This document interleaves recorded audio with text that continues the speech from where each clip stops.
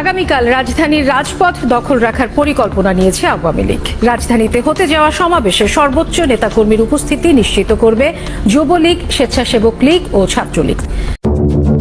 আগামীকাল সকাল থেকে ঢাকার রাজপথে মহাসমাবেশের ঘোষণা দিয়েছে বাংলাদেশ আওয়ামী লীগ।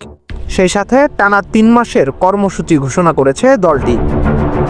তাদের সাথে রাজপথে নামতে দেখা যেতে পারে যুবলীগ, শ্রমিক লীগ, স্বেচ্ছাসেবক লীগ সহ নিষিদ্ধ ছাত্র সংগঠন বাংলাদেশ ছাত্রলীগকেও।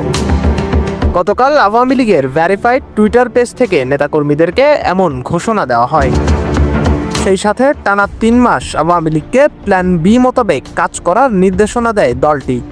আওয়ামী লীগের নতুন কর্মসূচি এবং তাদের নতুন প্ল্যান নিয়ে বিস্তারিত জানাচ্ছেন সহকর্মী শাহাদাত রিফাত। ছাত্র জনতার ব্যাপক আন্দোলনের মুখে সাবেক প্রধানমন্ত্রী শেখ হাসিনা ক্ষমতাচ্যুত হয়ে দেশ ছেড়ে ভারতে আশ্রয় নেওয়ার পর ধারাবাহিকভাবে গা ঢাকা দেয় আওয়ামী লীগের সকল নেতাকর্মীরা।